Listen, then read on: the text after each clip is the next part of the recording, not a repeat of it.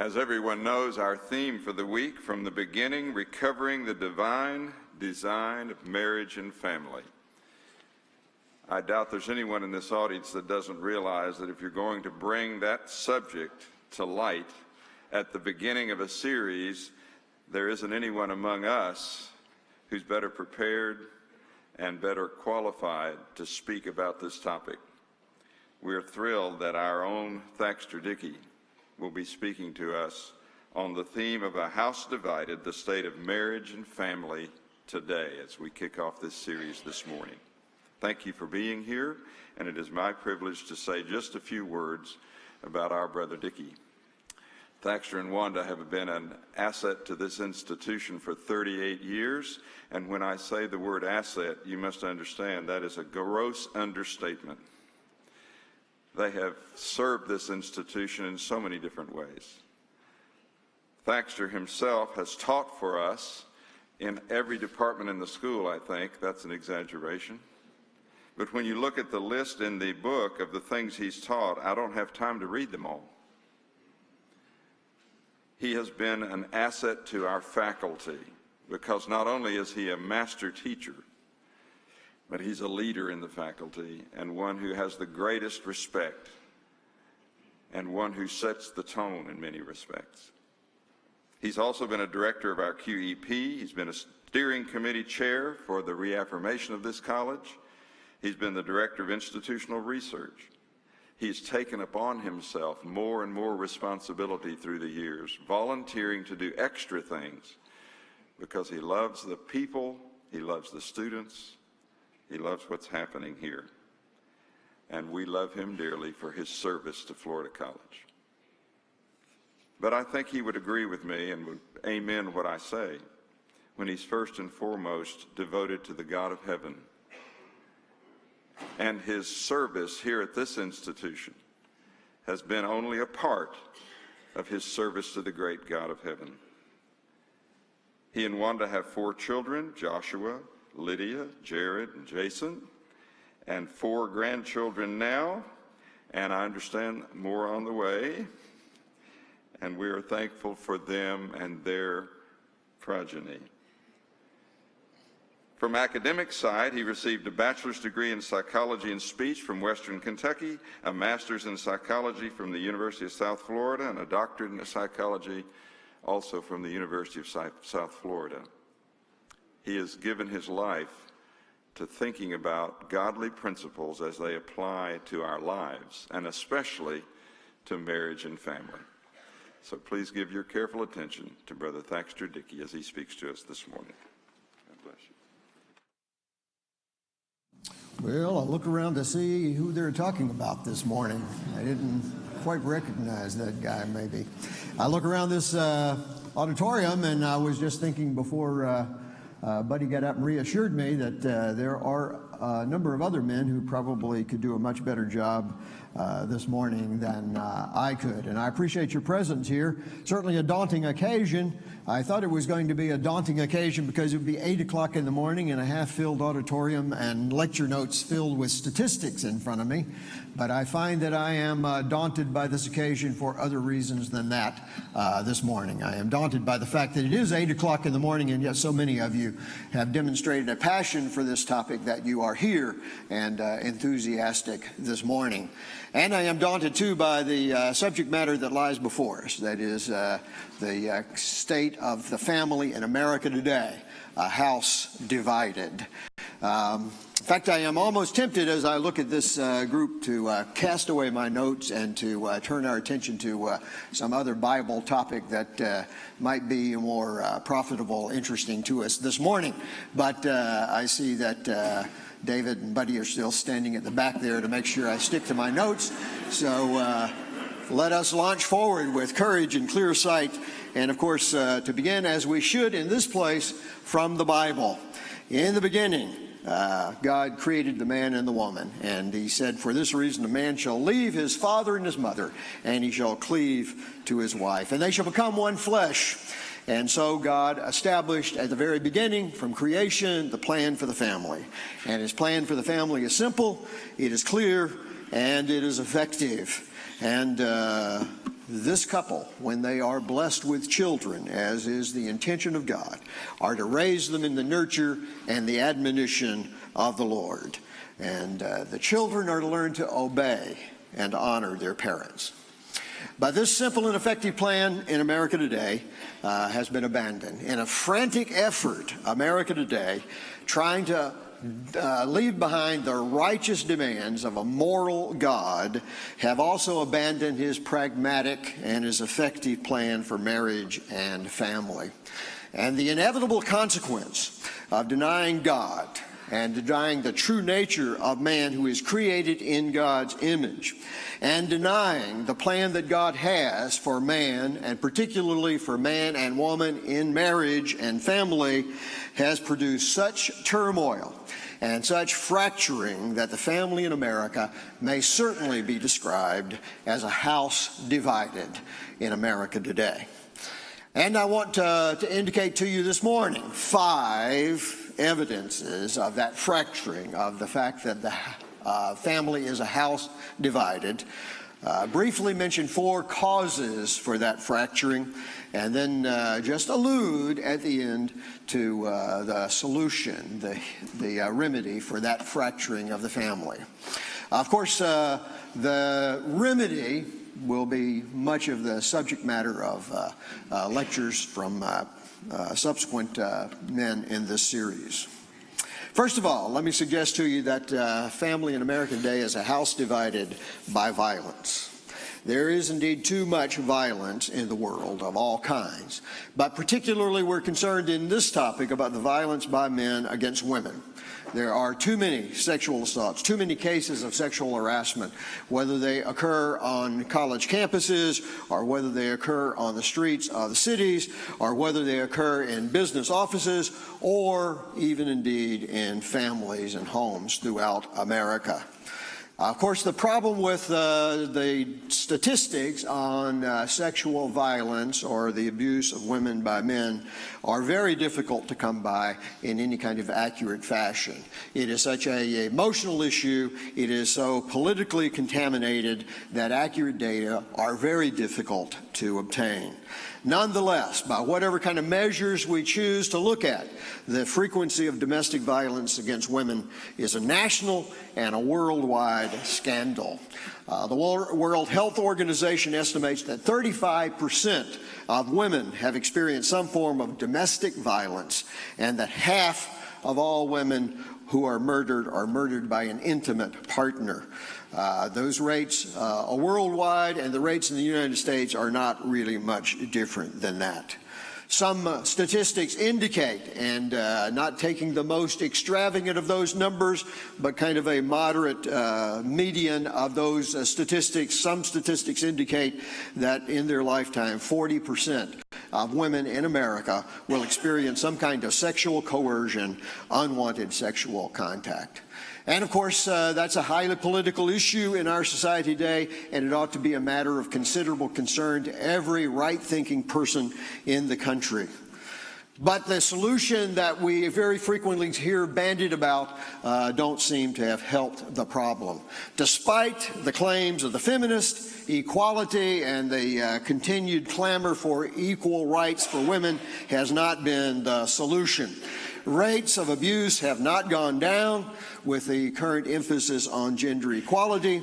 Rather, from my point of view, the denial of any differences between men and women and the lack of clarity of gender roles in our society has created such confusion on the part of men that it has actually exacerbated the hostility that men in our society feel toward women.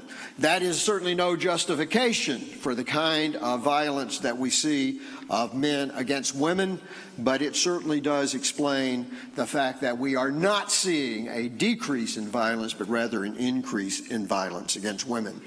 with little understanding of the real role of the sexes, there is a misguided overreaction on the part of women who are concerned about this abuse. For example, one county in England added to its hate crime definition misogynistic hate crimes. And misogynistic hate crimes are defined simply as incidents against women that are motivated by an attitude of a man toward a woman and include behaviors targeted toward a woman by men simply because they are women. When you parse through that definition, what it seems to say is that anytime men treat a woman as opposed to just as another man, that is by definition a hate crime. And how are men supposed to navigate in a society that defines any male behavior motivated by understanding a distinction between men and women as a hate crime? It is no wonder that young men are growing up in our society with great confusion about how they should handle the relationship between the sexes. And certainly young men with little education and even less moral training are simply giving up and engaging in hate crimes and sexual abuse against women.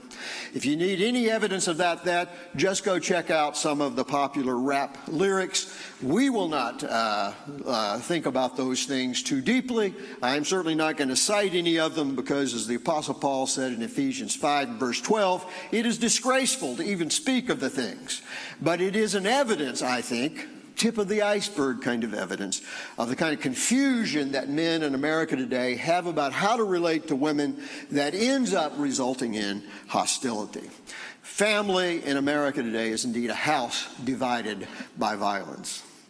It is also a house that is divided by illegitimacy. And I always hesitate, well, I don't really hesitate to use that word, but I ought to hesitate to use that word because it is a politically incorrect word. It certainly has fallen into disfavor in our society today, but what better word to describe the disadvantages of births outside of a marriage relationship? Births to unmarried women have increased by a factor of 9 in America since 1940, 9 times the rate. Today in America, 40% of children are born to unmarried women. In the 1950s, Senator Moynihan shocked America by publishing evidence that 30% of inner city children were born outside of marriage. It was a hue and a cry. Today, of course, 30% of children in suburban white America are born outside of marriage. In the inner cities, it's more like 66%. We are headed to a world, an apocalyptic world, in which children are outside of an intact two-parent family as God intended for them to be. That is a house divided. A concomitant kind of troubling indicator of family life is the decreasing marriage rates in America. In the 1960s, 90% of women and 87% of men were married by the age of 35. But by now, those numbers have declined to less than 80% of women and less than 75% of men who are married by the time they're 35. And I'll say it this way, crudely put, really, but promiscuity has decreased male motivation to marry. And government support program for children has decreased women's motivation to marry. And as a result, increasingly in America today, family is divided over interest and investment in marriage. It is also divided by divorce. Though the popular statistic that suggests that half of all marriages are going to end in divorce is really a kind of an erroneous sort of statistic, it does give us a sense of the magnitude of divorce in America today. And to say that half of all marriages that are being contracted today are going to end in divorce certainly expresses the rather hopeless feeling that we have about the success of marriage in America today. This 50% number probably is arrived at in some kind of erroneous comparison of looking at, for instance, the number of marriages that occur in 1 year and the number of divorces that occur in 1 year. And if there are 2 million marriages that occur this year and 1 million divorces, then people look at that and say that's a 50% divorce rate. But the 1 million divorces that occur this year are not out of the 2 million weddings that took place. It's out of the 60 million marriages that already existed in America. And of course, if you wanted to compare those numbers, that's like a 2% divorce rate. That's an obviously erroneous number as well. Social scientists have tried to get some kind of reasonable number to say what's happening with divorce in America today. And as a consequence, they calculate a divorce rate that is based on the number of divorces each year out of 1,000 married women. Now, that's not a number that you and I would really pay much attention to, but it is a number that's stable, and it allows us to track divorce rates over time. It's not a number that fits our particular need of predicting the percentage of divorces that are going to occur in the future. But when you start trying to predict out of 1 million marriages that occur this year, how many are going to end up in divorce, you're talking about predicting something 30 or 40 years into the future. That's not really a possibility. I don't know what the scope of America is going to look like in 30 or 40 years. Pretty sure that you don't either.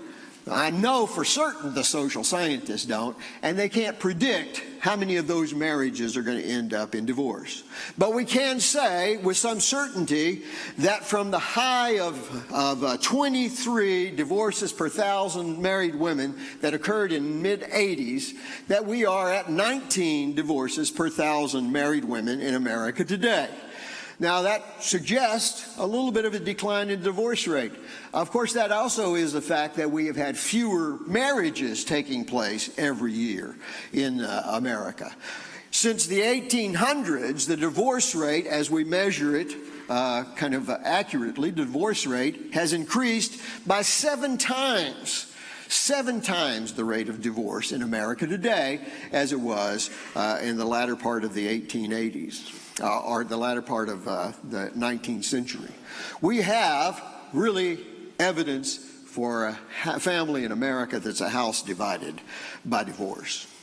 And as a consequence of this illegitimacy and of this divorce, we have a house in America today that is divided by marital status. Divorce and promiscuity has created a situation in which the 2-parent households in America are on the decline. 87% of children lived in 2-parent households in America in 1960. 87%. Today, only 61% of children in America live in intact 2-parent households. 26% of children live in a single-parent household. 5% live in a household with no parent. And an additional 7% live in households with cohabiting parents, that is, adults who are not married to one another. In short, intact 2-parent families are no longer the dominant form of family in America today. And of course, there's considerable government encouragement that we ought not to define family as we traditionally have, as the Bible does, as a man and a woman who are committed to one another in marriage and who are raising their own children. In America today, for at least a part of their childhood, an overwhelming majority of children will grow up in a divided house. It is a house then that is divided by income inequality. And of course, when I say income inequality, I kind of feel a little bit of glee that I'm able to prick the liberals at the very point at which they think they have the strongest case. They're very much concerned about income inequality in America today. The current political climate reflects an increasing concern about income inequality. It's not a new idea. We've always had income inequality. As Jesus said, you'll always have the poor with you. But it is an increasing political concern in America because of the political issues at stake. In 2014, Piketty's Capital in the 21st Century was the most talked about book and the least read book of the year, in which he gave lots of statistics some of you maybe even bought that book and read the first 10, 15 pages. Probably just save yourself the trouble and read the reviews of the book. But it was a much talked about book because it indicated statistically increasing income inequality. And he tried to make the case that that was an inevitable consequence of the economic situation in America of capitalism. Bernie Sanders, of course, made that the cornerstone of his 2016 presidential campaign. Inequality and increasing inequality in America is a matter of some considerable concern. It is a matter of some considerable concern economically. But that's not our concern this morning. Our concern is to recognize that despite the attention that's focused on this issue by politicians and social scientists, that very few are really willing to acknowledge the real cause of the increase in income inequality in America. And that is an increase in single-parent households. America is a house divided by income inequality, and that is income inequality that is clearly based on single-parent households and two intact parent households.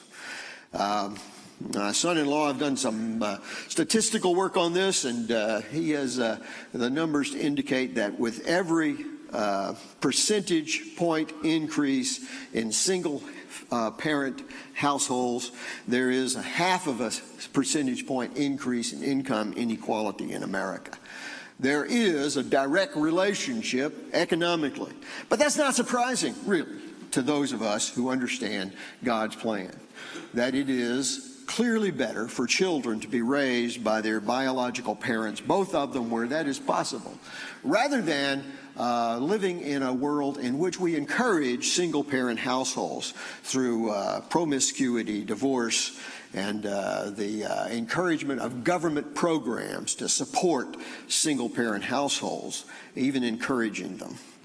It's not surprising that it is politically incorrect to place the blame for income inequality, for any of these other consequences, on poor choices that people make. That is the effort of America to abandon the moral demands that God makes on us. Nonetheless, it is clear that for whatever kinds of reasons people end up in single-parent, female-headed households, that it is an enormous difference in the quality of life that those children are going to experience. 32% of single-family households are below the poverty line, compared to 6% of married couple households. 44% of children who live in single-parent households are below the poverty line. We look at a poverty number in America of something like, say, 14%. And 44% of children who are in single-parent households are poor. And given the impact on other outcomes for children, such as education, health, drug use, promiscuity, and crime, it is no wonder that the negative impact of single-parent families is felt to the third and the fourth generation in our society today. There is sufficient evidence to make the case that when speaking of marriage and family in America today, describing it as a house divided is not amiss. It is a house that is divided. Maybe let's pay a little bit of attention to the reasons why it is a house divided. First of all, I would suggest, and maybe most foremost, is fundamental attitudes that people have about life, about who they are, about what their purpose is in life. And I summarize that kind of attitude that people have toward life and toward who they are and what their purpose is in America today as affective individualism. We once were a nation that valued rugged individualism. That is, we were a nation in which people espoused the idea of standing on your own 2 feet, of taking care of your own problems, of working diligently to solve your own problems of life. That was expressed, as many of you will remember your parents having said to you over and over, and perhaps you have said it to your children, that a man hoes his own row, he kills his own snakes, that we take care of our own problems. In fact, so much was that a part of the attitude of Americans in general that during the Great Depression, some of the government assistance programs were refused by people who were walking around with holes in their shoes and burlap sacks clothing made for their children because they wanted to be independent. That attitude has clearly disappeared in America today, when everybody seems to have their hand out to get whatever kind of government assistance that they can get. That has affected the way in which we understand the nature of marriage. The very definition of romantic or marital love has been changed from that of self-sacrifice to self-expression. This change of misunderstanding what the nature of marital love is certainly concurrent with the self-esteem movement in America. The self-esteem movement in America has made self-esteem the overarching value of American life. And, of course, there are many ways in which we may tease around the corners of that subject and find some expression that we need, first of all, to have a proper understanding of ourselves and appreciation of our own role in life, of our own talents. But fundamentally, the self-esteem movement is not about that. The self-esteem movement is about loving oneself first before one focuses on others and before one can sacrifice for other people. Whereas previously, the concept of marriage and family were thought of in America as a duty and as an opportunity to serve other persons, now marriage and family has become a means of self-fulfillment and personal happiness. And thus, the modern justification for marriage is self-fulfillment. It's not about doing your duty for someone else or taking care of someone else's needs. It's about being happy, not about making somebody else happy. As an old German marriage counselor used to say, if you want to be happy, don't get married. The only justification for getting married is because you want to make somebody else happy. That attitude certainly has disappeared in America. In addition to encouraging divorce, because you see, that's exactly right. If the criteria by and for which one marries is to be happy, and then one is married and not happy, then not only can you get married, can you justify it? In fact, you're obligated to get divorced and remarry so that you can find this kind of personal happiness that marriage is all about. This attitude of self-love, of affective individualism, of focusing on marriage as a means of self-fulfillment has undercut the effectiveness of any appeals that marriage is a special conjugal relationship between a man and a woman, a one-flesh relationship, to use biblical terminology. If marriage is simply about love and self-fulfillment, then homosexual marriages or even polygamous marriages are just the same as the traditional man-woman marriage relationship. Along with this change in attitude to affective individualism, another of the causes of the dividing of family in America today is feminism. The charge is frequently made that a paternalistic society, particularly one based on biblical values, devalues women and encourages their exploitation.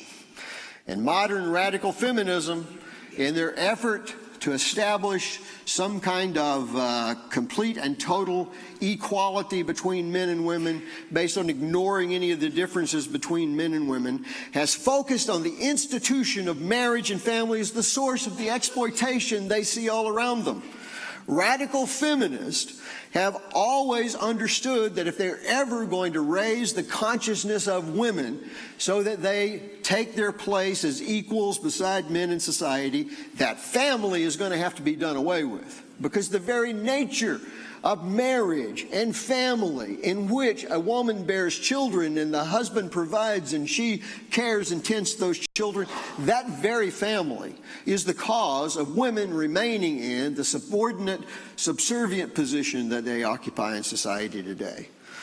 Now, their insistence on gender equality may have improved the condition of women in some areas of modern life, such as equal pay for equal work, which nobody probably has any objection to anyway, but it has certainly eroded the ideas of distinct roles for males and females. and the basis for marriage, and the basis for persisting in marriage today. Even the concept of gender has been obscured in our society today. The Bible clearly says from the very beginning that God created the male and female. Male and female created he them. And the whole of our biology indicates this dimorphism. Every single cell in our body identifies whether we are a male or a female. There is only such a small, tiny percentage of people who are born without this dimorphic genotype. Smaller percentage than the percentage of people who are born with autism or Down syndrome or even cerebral palsy.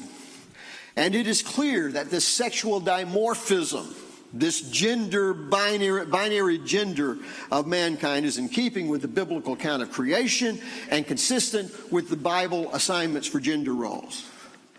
And I'll tell you, the immense personal impact of confusing the overwhelming majority of individuals who are clearly male or female, and the enormous social consequences of upsetting the long-standing traditional gender role assignments in society for the sake of pretending that a very small number of individuals are normal is completely unconscionable.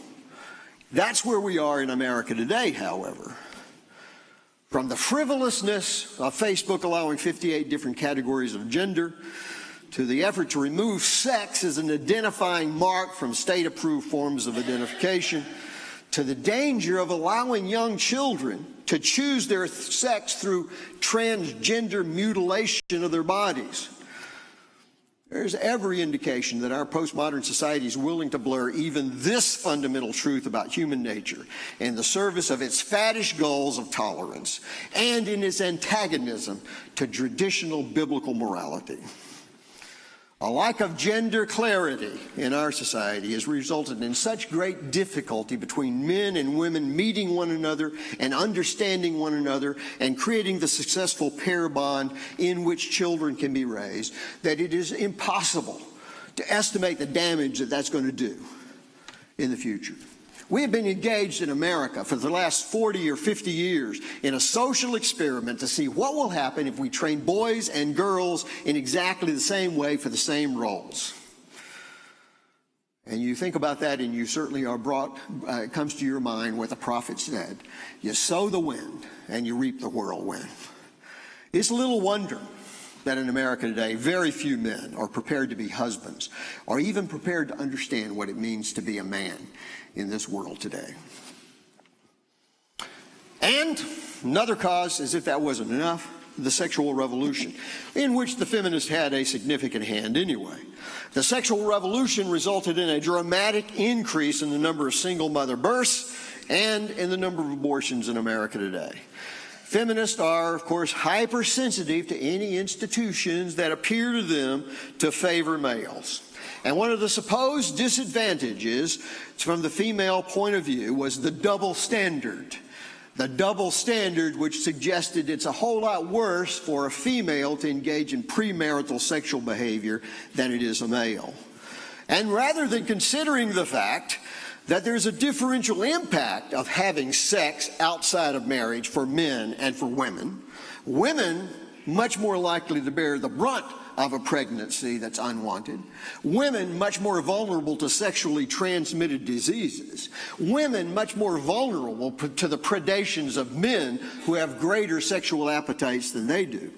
Rather than admitting all of those things and saying the double standard is a good thing, women, the feminists, wanted to have the same rights for women they had for men. Now, of course, they had two options about that. One is they could have said, men need to be held to the same standards of sexual purity that women do. But that's not the way they went. The way they went was to say, we should have the same right to promiscuity as men. And of course, that's what's happened in America today. And what's happened with the sexual revolution is that, in fact, we've had an increase in the rates of premarital sexual relationships, increase in extramarital kind of sexual relationships. But the impact has been much greater on women than it has been on men. Between 1954 and 1994, the percentage of females who engaged in premarital sex by the time they were 20 increased from 48% in 1954 to 75% in 1994. And today, the feminist dream of equal promiscuity is certainly realized, because in the world today, young women engage in premarital sex at a greater rate than young men. No wonder the men are confused about what their roles are in our society today. And of course, a lot of the feminists begin to recognize this hasn't turned out just the way we thought that it ought to turn out, because they acknowledge many young women won the right to say yes, but they lost the right to say no. And one other cause that has to be mentioned, and that is the promotion of homosexuality in our society. The mere fact of homosexuality, especially given its low rates in the general population, cannot have any significant long-term impact on marriage and family in general. Despite the claims, the false claims that began with Kinsey and have been promoted by other political kinds of surveys, the homosexual rate in the world today in America is certainly less than 6%. Probably more like 2%. However, political efforts to normalize homosexuality have an enormous impact on traditional marriage. Not the fact of homosexuality, but the promotion of homosexuality as an acceptable lifestyle. God created man and woman for a conjugal relationship. The one flesh relationship, as the Bible talks about it. And this conjugal relationship is the basis of child rearing, primary source of human happiness and fulfillment. But legalizing homosexual marriage blurs this pattern beyond recognition. Of course, the principal argument for legitimizing homosexuality is that sexual orientation is an innate and an unvarying trait, and that it would be unfair of us in the majority to put undue burdens on people who can't help it. But despite the power of genetics on physiology, the biological hardwiring of complex psychosocial behaviors is highly unlikely. There is no equivalent effort in any other area of the behavioral sciences to propose that human behavior is governed by instinct or hardwired by genetics. To do so would be to risk ridicule. Just try proposing to the folks who claim that homosexual behavior is innate. Just try proposing to them that motherhood is instinctual or that achievement is genetic. And brace yourself for the vitriolic opposition that you will encounter. And yet they're willing to set aside what they know about biology and what they know about human behavior for this political purpose. One would have to be ignorant of current cultural fads or steeped in doctrinaire attitudes for sure, not to notice the irony that even as sexual orientation is described as an invariant genetic predisposition, that gender is seen as fluid and something malleable that young people can choose for themselves. And I am very concerned about the dangers of promoting homosexuality on impressionable young children.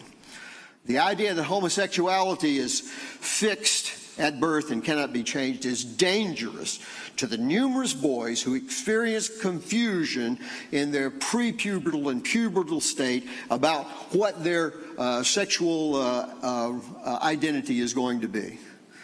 The natural complexity of the human sexual behavior is very confusing to the immature mind, especially confusing in this day and age in which sex is treated with such a cavalier attitude in the movies and the magazines and the music.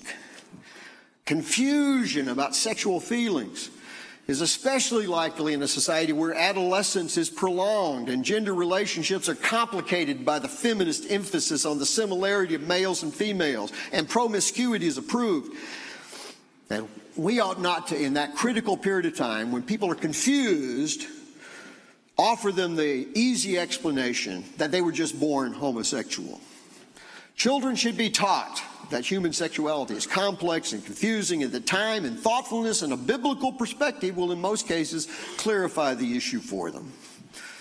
And they should not be taught that promiscuity is valuable and that chastity is repressive and dangerous. Instead, they ought to be taught self-restraint and patience is valuable in this area of life as in every other. Now, why do we so diligently teach children not to smoke, not to drink, not to use drugs, not to eat trans fat, or go to McDonald's? But when it comes to homosexuality or other forms of dangerous sexually promiscuous behavior, there's no warning, no concerted efforts to promote morality or self-discipline.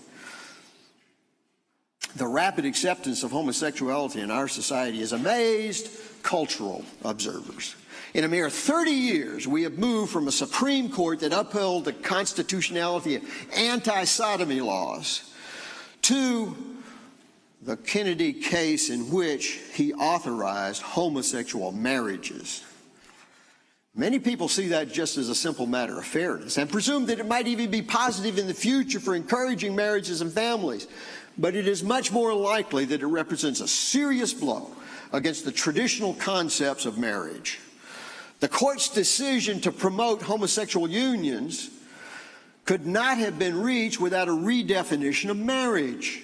Traditionally in America, marriage has been defined, as God defined it at creation, as a conjugal union, a merging of two persons, body and soul, that finds its natural completion, highest fulfillment in procreation, and that produces a relationship that is suited for rearing children. But the legal identification of homosexual relationships with marriage only possible if they redefined marriage, and that began long ago with promiscuity, with affective individualism, with the justifications for divorce. The idea that marriage should survive only as long as love survives. The idea that promiscuity or out-of-birth marriages or divorce or alternate living arrangements or feminist antagonisms to marriage or cutesy wedding vows were all indicators of a changing view of marriage that allowed the Supreme Court to reason from those previous conclusions to this unreasonable conclusion that homosexual relationships can be called a marriage. Sex acts are so different from any other acts that we engage in and have such a profundity that no other behaviors do we engage in which two people promise that they will never have sex with anybody but one another. They don't promise, I'll never have, eat steak with somebody else. I'll never watch TV with someone else but you. But they do promise that about sex. Sex acts are so profound that no matter the reassurance of the feminists about how it's right to have this kind of promiscuous sort of sexual exploration, that young college women cannot escape the feelings of pain and humiliation of being used and abandoned when supposedly free and fun casual sex comes to an end. That's why, because of the profundity of sex, that God put it in a container that was capable of holding it, that is marriage. And that's why the redefinition of marriage is basically an emotional tie that can be shaped in different ways by choices, has allowed this redefinition that includes homosexuality. But they have so confused the fundamental nature of purpose of marriage. They have undercut the confidence that the skeptical public already had in marriage, that I fear what the future is going to hold. How in the world are they going to prevent all kinds of other relationships that are based on this same kind of feeble concept of, it's just the way we feel? How are they going to prevent those relationships from being included in marriage as well? It will be amazing to watch the next 30 years and see where the Supreme Court goes with other court cases about other supposed marriages. Will they come to their senses? We may pray that's the case. Well, I have like 4 minutes to talk to you about the remedy. But of course, that is what the whole of this lecture series, I think, is about. American families are certainly a house divided. Statistics, current cultural values portend badly for marriage in the future. When I teach the marriage and family class, I always say to the students, we have 4 perspectives in this course: sociological, biblical, practical, and optimistic. And they usually kind of snicker a little bit if they know anything about my reputation. And I say, well, optimistic on a personal level. I'm not particularly optimistic about our culture, but I am optimistic about you. I am optimistic that those of us who understand the Bible can, in fact, have marriages and families that are exactly what God intended for them to be. That both the Word and the world teach us that marriage and family are essential to human happiness. And the Word teaches us how that kind of happiness can be achieved. The only healing for our divided house in America today is a return to the simple and the clear and the effective rules for family that were ordained so long ago by God. And when we teach this, the world will surely call us simple-minded fundamentalist. But even as they say those words, I think they envy us the kind of families that we have. God bless you in your family, and God bless you in your application of the Word to your life and to your family. I thank you for your attention this morning.